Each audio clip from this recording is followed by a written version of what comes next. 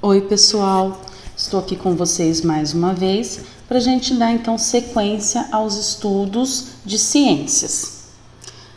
A gente vai falar então sobre a estrutura da matéria, ou seja, a estrutura do que forma tudo que existe no universo, já que matéria é tudo que compõe o que existe no universo.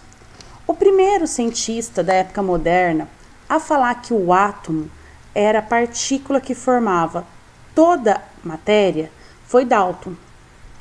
Ele foi o primeiro a falar que tudo que existia no universo era feito, ou seja, formado por átomos. Depois eu coloquei para vocês mais duas curiosidades aí sobre dois cientistas, Thomson, que falou sobre os elétrons, que são as partículas atômicas que possuem carga negativa, e Rutherford, que falou sobre os prótons, que são as partículas atômicas que possuem carga positiva. Hoje a gente também conhece os nêutrons, que são as partículas que não possuem carga elétrica. Então, nós sabemos que o átomo ele é formado por três tipos de partículas: o próton, o elétron e o nêutron. E se a gente for olhar a carga elétrica dessas partículas, a gente vai ver a seguinte coisa: próton tem carga positiva, por isso mais 1. Elétron tem carga negativa, por isso menos 1. E o nêutron não possui carga elétrica, por isso o 0. A ciência, ela é algo que está em constante evolução. Tudo que a gente conhece hoje não surgiu dessa maneira.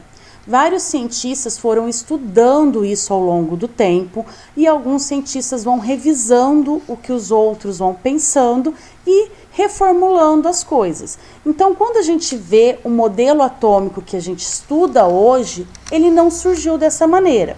E aí eu coloquei para vocês alguns modelos atômicos para mostrar essas alterações que foram acontecendo ao longo do tempo, tá? Primeiro cientista que eu coloquei aqui, Dalton, que falou lá que toda matéria é formada por átomo, tá? Foi o primeiro a falar isso. Ele propôs um modelo atômico com o átomo sendo uma esfera maciça, tá? E ele também falou que o átomo era indivisível, por isso esse nome. A significa não, tomo significa divisão, ou seja, não é possível dividir. Hoje a gente sabe que é possível sim dividir o átomo, tá? Dalton também falou que o átomo era a menor partícula constituinte da matéria. E a gente sabe hoje que existem partículas subatômicas, certo?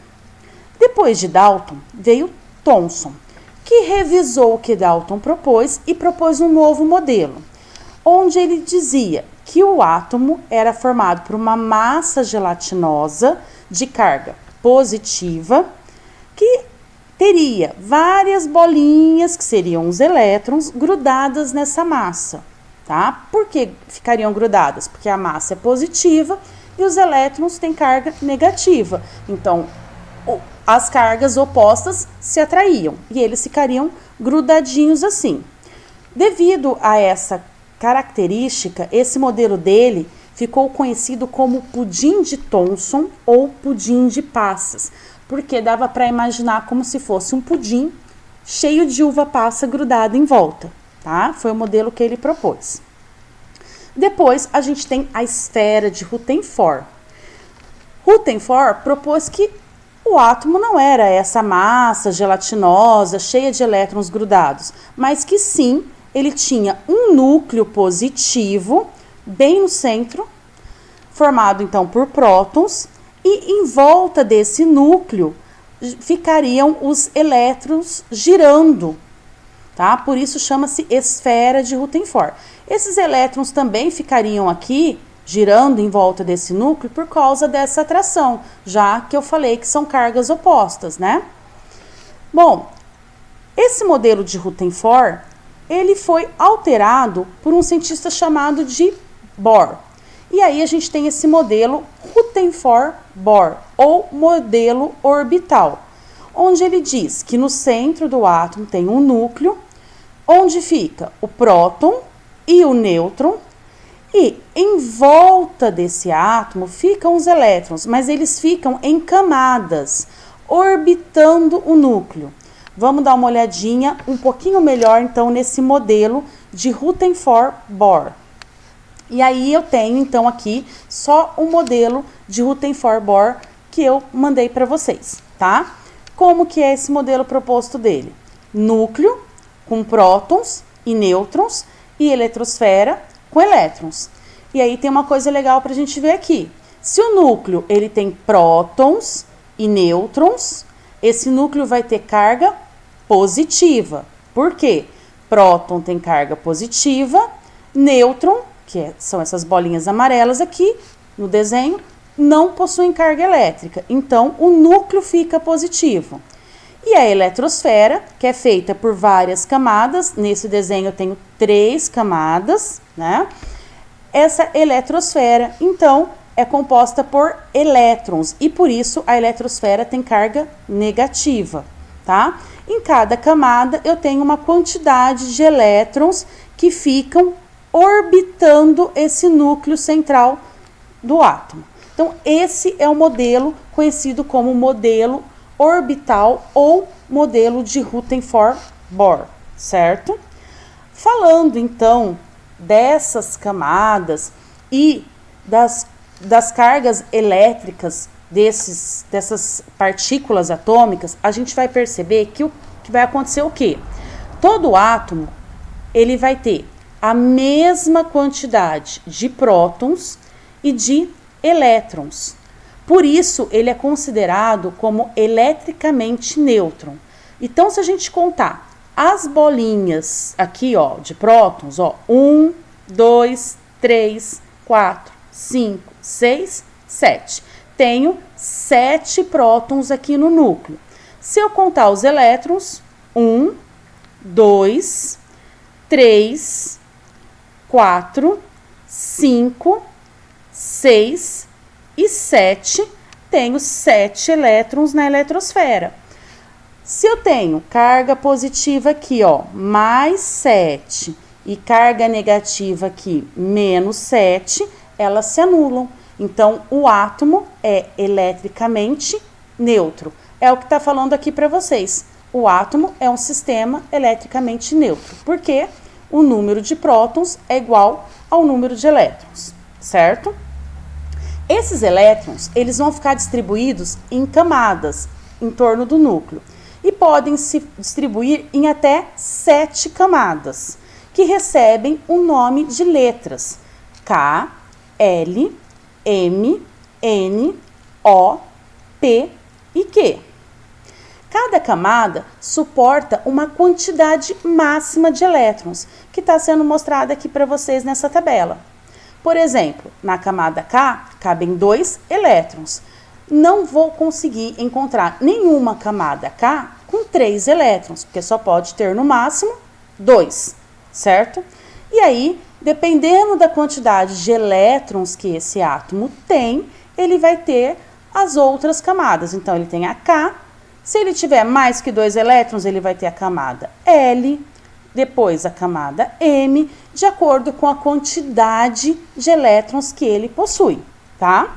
A última camada, conhecida como camada Q, a gente vai encontrar no máximo 2 elétrons ou, em alguns livros, no máximo 8 elétrons, porque ainda tem essa discussão entre os cientistas, se ela vai comportar 2 ou 8 elétrons. Então, a gente pode encontrar dessas duas maneiras, tá?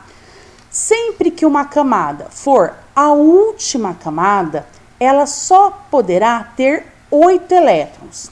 Por exemplo, se um átomo tem até a camada M, mesmo cabendo 18, ela não poderá ter mais que 8, tá? Por isso, alguns átomos vão ter várias camadas, mesmo cabendo mais aqui, mas se ela for a última, só pode ter 8, certo?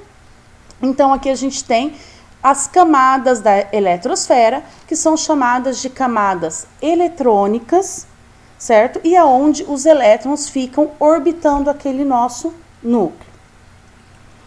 Falando um pouquinho, então, da massa das partículas, a gente vai ver que o próton, ele tem massa igual a 1. O quê? Uma unidade atômica, é assim que chama. Então, a gente pode falar uma unidade atômica ou simplesmente só 1, certo? A gente vai usar o 1 para facilitar. Então, a massa do próton é igual a 1, a massa do elétron é igual a 0 e a massa do nêutron é igual a 1. E aí, a gente tem uma outra curiosidade para observar aqui. O nosso núcleo, ele não é feito de prótons e de nêutrons. Então, toda a massa do átomo se concentra no núcleo dele. Porque o próton e o nêutron possuem massa igual a 1, certo? Toda a massa, então, está aqui, no núcleo. Os elétrons que ficam na eletrosfera têm massa igual a 0. Por isso, não tem considerado massa na eletrosfera. Na realidade, não é que eles não têm massa nenhuma, mas a massa deles é muito pequena, que passa a ser considerada como 0, tá? Então, a gente pode dizer que toda a massa do átomo se concentra no núcleo e que todo o volume que esse átomo ocupa, ou seja, o espaço que ele ocupa, o tamanho dele, é dado pela eletrosfera, por essas camadas aonde os elétrons se distribuem, certo? Tudo bem até aí? Então, vamos continuar. Bom, a quantidade de prótons que esse átomo tem é conhecida como número atômico. Esse a gente já contou, a quantidade de prótons no outro desenho é o mesmo, né? E a gente viu que ele tem 7 prótons. Então, o número atômico desse átomo é igual a 7. Esse número atômico, essa quantidade de prótons, é o que caracteriza um átomo. Então, por exemplo, o átomo de hidrogênio, ele tem um número atômico igual a 1. Qualquer átomo no universo que tiver um número atômico 1 é um átomo de hidrogênio. Nenhum outro átomo no universo vai ter o mesmo número atômico que o hidrogênio, certo? Então, o número atômico serve para quê? Para caracterizar o átomo.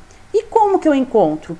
Eu conto as quantidades de prótons que ele tem no núcleo dele, ok?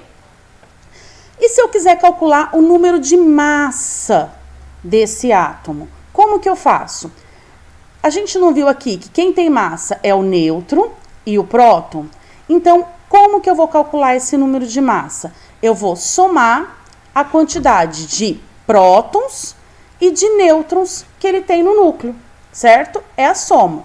Então, olha aqui, ó, o número atômico, ele é conhecido pela letrinha Z. O número de massa é conhecido pela letrinha A. E aí, a gente tem essa formulinha aqui, que nada mais é que o quê? Ó, A, que é o número de massa, é igual a Z, que é o número de prótons, mais N, que é o número de nêutrons. Então, toda vez que vocês quiserem achar a massa de um átomo, vocês vão somar a quantidade de prótons, ou seja, o número atômico, com a quantidade de nêutrons que esse átomo tem. Se a gente fosse fazer isso, aqui nesse nosso desenho, era só contar, tá? A gente já tinha contado 7 prótons, vamos contar de novo, ó, 1, 2, 3, 4, 5, 6, 7. Vamos contar o número de nêutrons? 1, 2, 3, 4, 5, 6, 7. Então, o número atômico aqui, que é a quantidade de prótons, é 7. A quantidade de nêutrons também é 7. 7 mais 7, 14. O meu número de massa seria 14. Vamos ver, então, 2 exercícios resolvidos para ajudar vocês nos exercícios dessa semana? Vamos lá. Exemplo 1.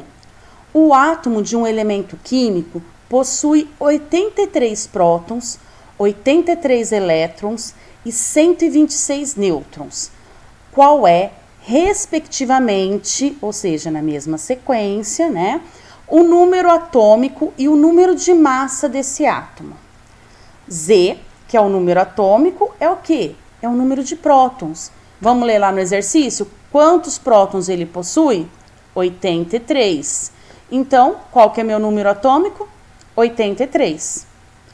Número de massa, como que eu vou calcular? Eu vou somar o número de prótons com o número de nêutrons. Tá aqui a formulinha que eu tinha mostrado no slide passado. Letra A representa o número de massa, letra Z, que é o número atômico, que significa que é o número de prótons, e letra N, que é o número de nêutrons. Então, se eu somar número de prótons, 83, número de nêutrons, 126, a massa atômica desse átomo do exercício é 209, certo? Vamos tentar ver o exercício 2? Considere um átomo formado por 11 elétrons e 11 prótons. Sabendo que o número de massa é 23, encontre a quantidade de nêutrons desse átomo. Olha, a perguntinha está invertida agora, hein? Em vez de passar para vocês a quantidade de prótons e de nêutrons e pedir para somar, o exercício fez diferente. Ele falou a quantidade de prótons e o número de massa e pediu para vocês descobrirem o número de nêutrons. Como que a gente vai fazer? Do mesmo jeito, ó a formulinha. A é igual a Z mais N, ou seja, a massa é igual a prótons mais nêutrons. Se a gente olhar a massa, que eu até separei aqui no cantinho, quanto que é o número de massa? 23. Se a gente for ver o número de prótons, que é o número atômico, que está aqui, ó, 11, tá? Então, eu vou só substituir aqui na formulinha. O número de massa, que é a letra A, eu coloquei 23. O número de prótons, que é o número atômico, coloquei 11, mais N. O que a gente vai fazer? Passar esse número 11 para cá. Aqui ele não está positivo? Passa para o outro lado, negativo. 23 menos 11 é igual ao número de nêutrons. Ou seja, o número de nêutrons é igual a 12, certo? Eu deixei, então, 4 exercícios bem parecidos com esses para vocês resolverem. Qualquer dúvida, nós estamos à disposição nos grupos de WhatsApp. É só chamar que a gente ajuda vocês. Beijo e até uma próxima aula.